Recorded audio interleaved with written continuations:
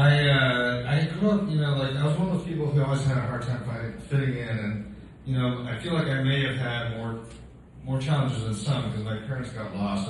I was born in the wrong place.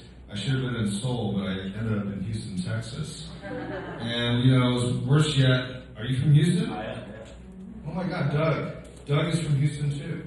So the last time, anyway, we have a certain commonality because he went to the same school I did, at least for a year, right? Yes. Yeah. But anyway, so I grew up in Houston, and I was brought up religious, which made things worse. Being religious in Texas means you grew up Southern Baptist. And I feel like New Yorkers don't really know what that is, so I always like to explain to them. Being Southern Baptist means, you think rock and roll is the music of the devil, and you didn't have to have that pandemic to figure out that the proper distance when dancing is 6 feet apart.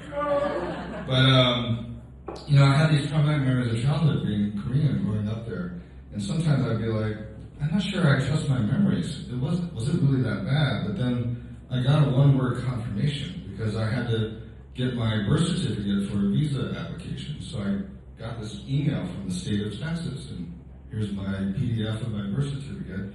And I got to find out what those doctors labeled me as for race or color.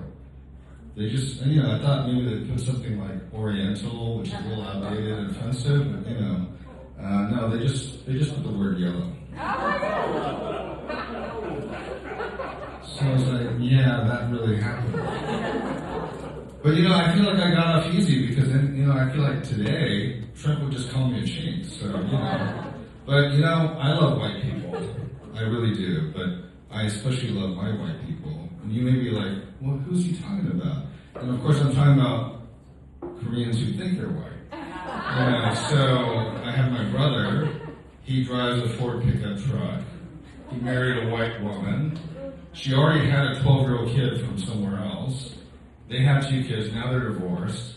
He owns a lot of guns, he votes for Trump.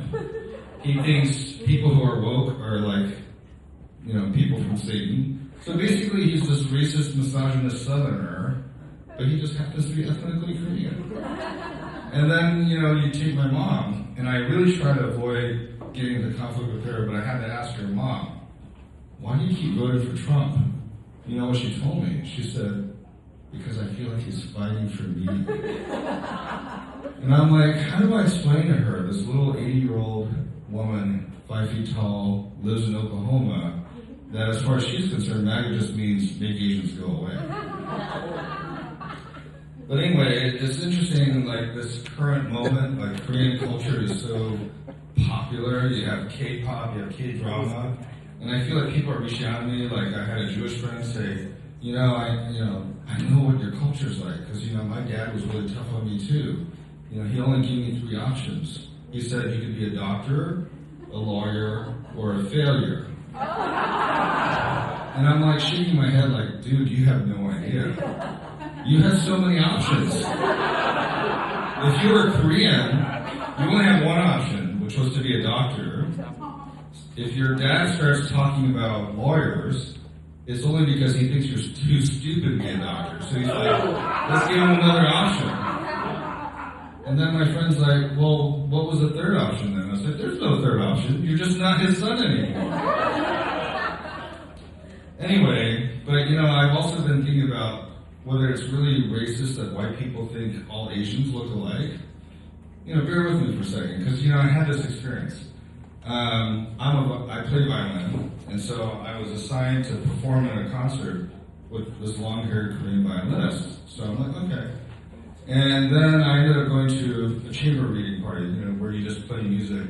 And she was already there playing in a piano trio. So I just waited, and then they decided to play a piece that had 2 violins. So I sat next to her, we played a little bit. But she had to go somewhere, so we didn't even talk, she just left. I continued playing. But then I thought, I should reach out to her, this is a nice thing. So on Facebook Messenger, I reached out to her. I said, hey, it was nice playing together last night. I'm looking forward to performing with you later this month. And then she said, I wasn't at that point. So, I don't know, was that racist of me? Anyway, the other thing is that although I've been in New York for a long time, I still think of New Yorkers as being kind of funny how they do things differently. Like, how we walk around on sidewalks like we're vehicles ourselves. Like, I'm passing you, so I gotta make a signal change and get around you.